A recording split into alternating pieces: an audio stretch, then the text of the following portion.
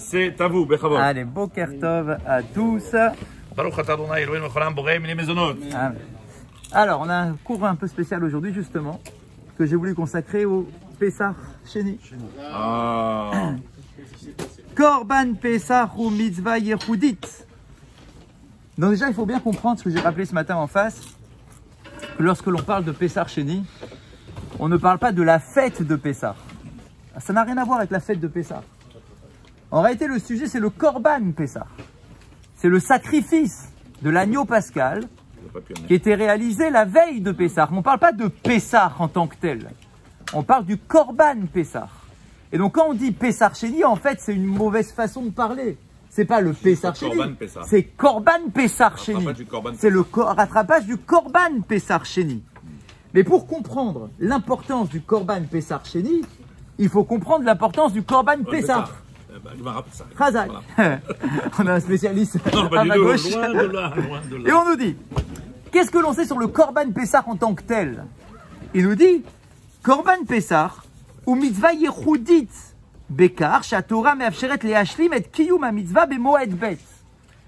La mitzvah du Korban Pessah est très singulière, elle est unique en son genre, puisque c'est la seule à propos de laquelle la Torah nous donne une session de rattrapage.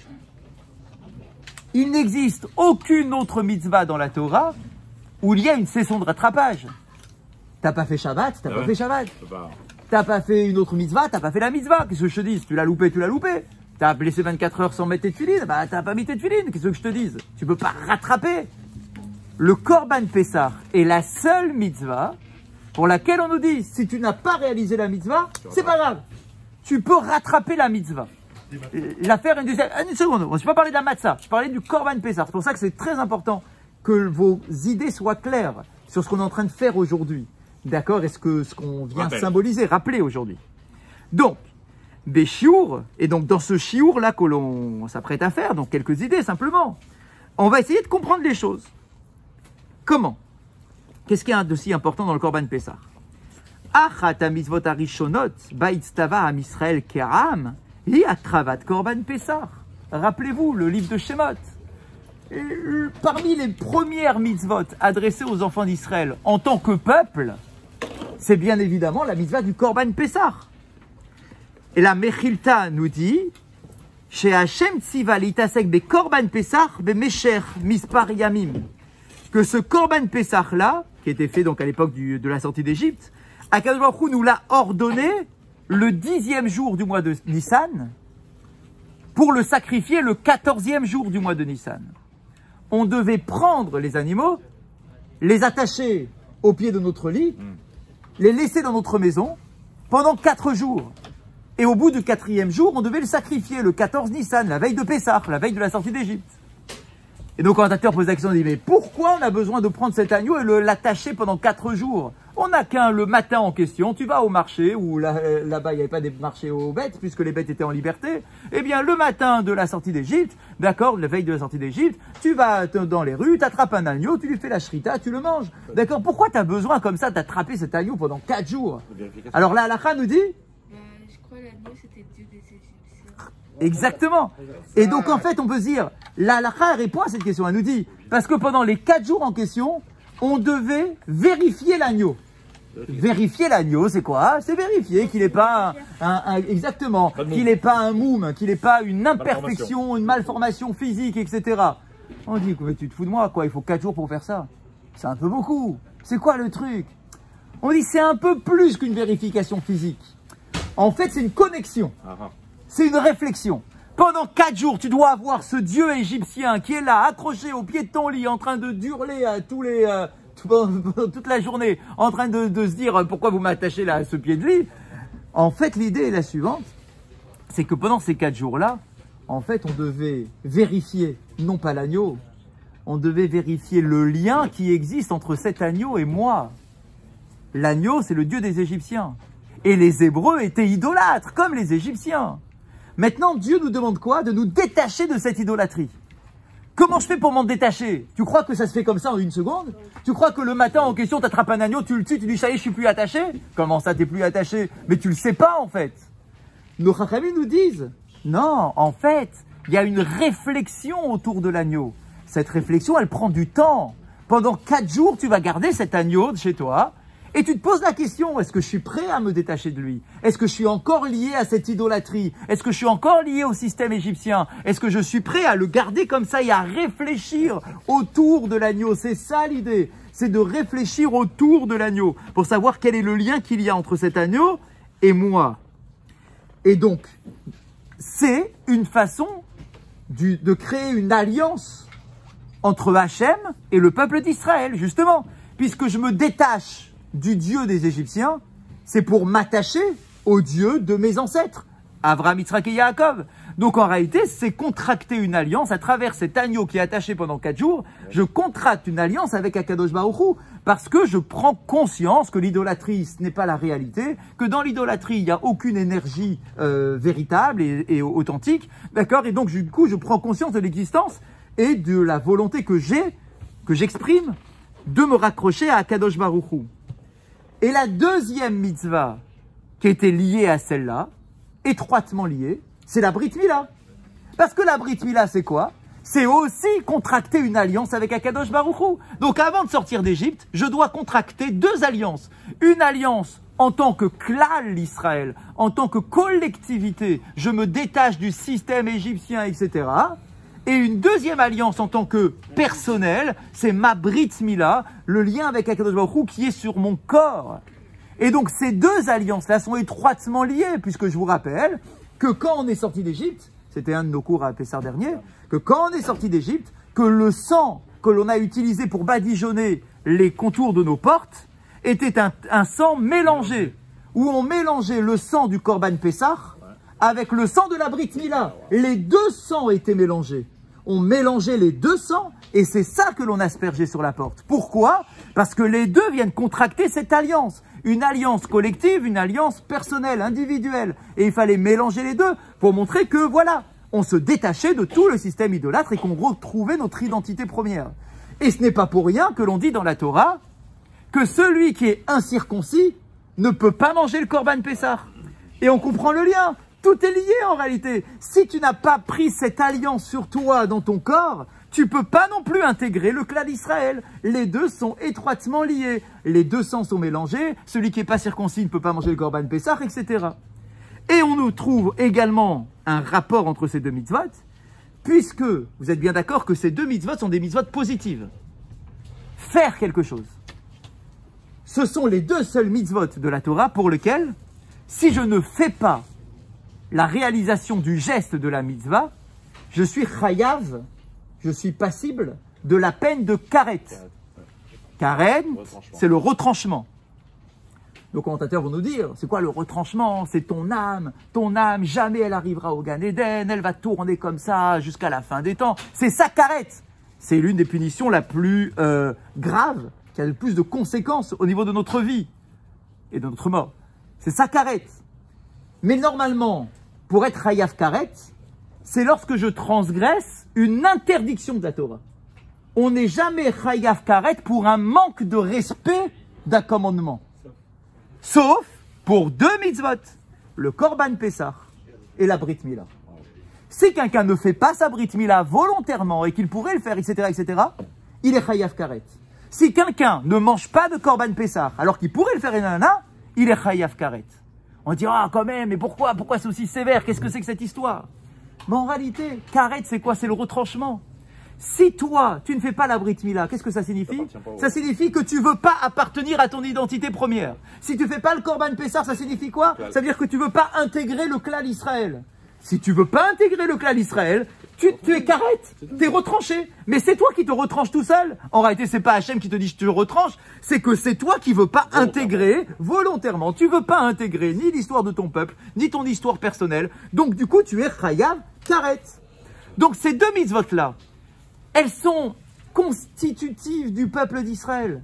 Ça fait partie de notre histoire. C'est pas juste des petites mitzvot. C'est l'essentiel pour sortir d'Égypte, c'est-à-dire pour intégrer l'histoire juive. Il faut le Korban Pessah et la Brit Mila. Les 2. Donc maintenant, on nous dit, à l'époque de la sortie d'Égypte, l'année d'après, il y a des gens qui ont été voir Moshe en disant, on n'a pas pu faire le Korban Pessah. On n'a pas pu, pas parce qu'on est des Réchaïm, parce qu'on est impurs.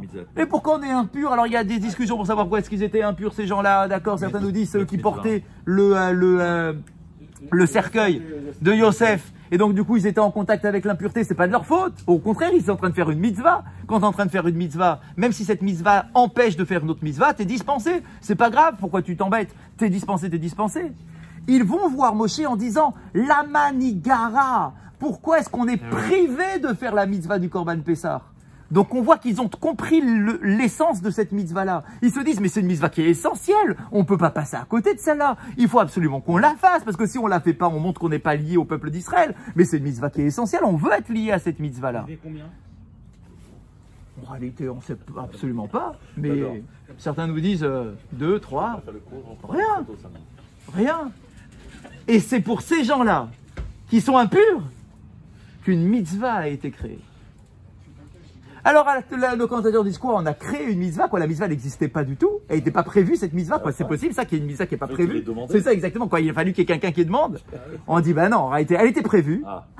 Mais Hachem a voulu laisser le mérite aux hommes de montrer qu'ils étaient demandeurs.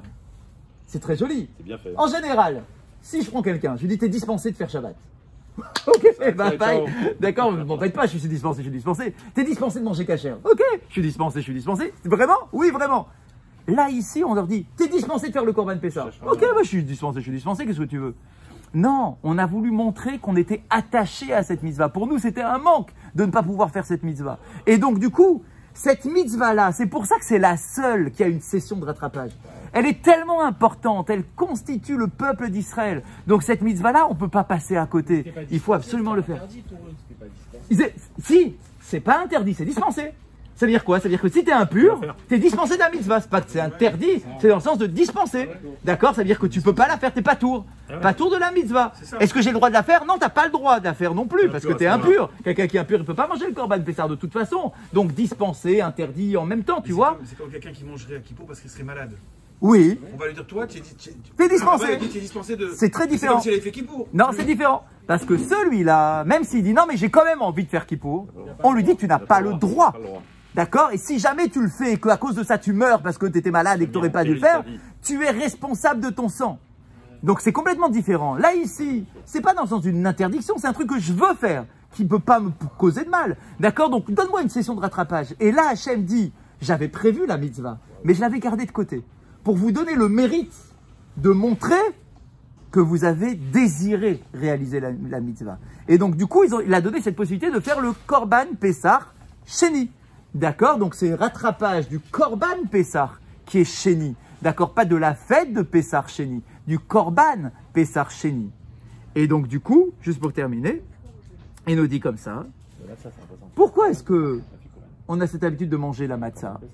Est-ce que c'est une obligation? On répond non, c'est pas une obligation, ça va être tranquille, je disais ce matin. Il y a des gens qui disent oh là là, on n'a pas gardé de matzah, ils sont en train de courir dans tous les sens, je veux une matzah. En réalité, c'est quoi? C'est premièrement, c'est juste une coutume. D'accord, de manger la matzah. Mais pourquoi cette coutume? On a dit que c'est pas par rapport à Pessah, c'est le Korban Pessah. Et ben justement, le Korban Pessah, on le mange avec de la matzah. Donc puisque le Korban Pessah, on le mange avec de la matzah, alors le Korban Pessah Sheni, on le mangeait aussi avec de la matzah. Et même si ça ne concernait pas le peuple entier, parce que tout le monde n'était pas impur quand même, d'accord? Donc pourquoi est-ce que nous aujourd'hui, tout le monde on mangerait de la matzah? C'est juste un clin d'œil, d'accord? C'est pour montrer cette importance de la mitzvah de Chazak. On a le minhag de ne pas faire les tachanounim, d'accord? Mais est-ce que pour autant c'est un yom tov? Est-ce que pour autant il y a quelque chose d'autre, de spécifique? En réalité non, c'est un clin d'œil. Parce que cet élan du peuple de montrer qu'il voulait absolument faire une mitzvah supplémentaire, cet élan-là, il est magnifique, d'accord? Et il est dans tous nos commentateurs, il dit, waouh, c'est exceptionnel, etc. Donc effectivement, c'est un élan qui est pur, d'accord, qui est très authentique au niveau du clan Israël. Donc oui, maintenant, il y a une question qui se pose et que j'ai apportée, comme ça on fait de la lacha en même temps. Quand on mange la matzah aujourd'hui, d'accord, elle n'est pas motzi. Elle ne devient pas motzi pour autant. Ça veut dire quoi? Ça veut dire que à Pessah, elle est motzi parce que c'est le seul pain que l'on a à Pessah. D'accord? Mais pendant l'année, pour nous, le Sfaradim, pendant l'année, la matzah, elle est mésonote. D'accord? C'est un pain croustillant, etc. C'est quelque chose qui est mésonote. Donc, du coup. À moins qu'on en prenne plusieurs. Quand on dit plusieurs, c'est 240 grammes. D'accord? Mais 240 grammes, c'est la moitié du paquet. Qui c'est qui va manger 240 grammes de matzah comme ça? D'accord? D'un coup, en plus, c'est pas un truc. D'accord? Donc, il n'y a aucune Il n'y a aucun inyan, d'accord? Personne ne nous a jamais dit de manger une tonne de matzah Ben non. pour la transformer en moti. C'est juste un clin d'œil, d'accord? C'est pour montrer que voilà, on est attaché, qu'on se rappelle, etc.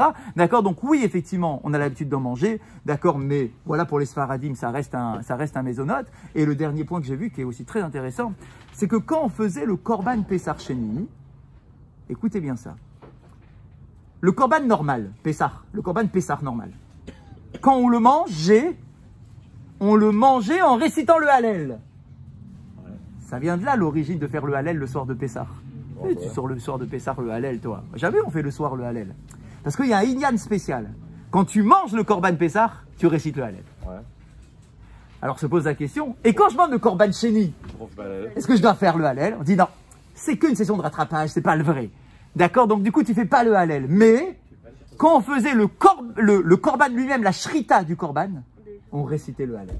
Ah ouais. Incroyable. On récitait le Hallel au moment où on faisait la Shrita du Korban Pessah, même le Sheni, même le Sheni, pas en le manger, pas en le mangeant, pas en le mangeant, en le faisant. Exactement, à l'époque du Beth Amikdash. En le faisant, on faisait réciter le Hallel. Donc c'est très intéressant cette idée-là. Donc, et le Hallel, c'est quoi? C'est une louange. Donc tu as loupé la première louange de remerciement de la sortie d'Égypte, de ton identité, etc.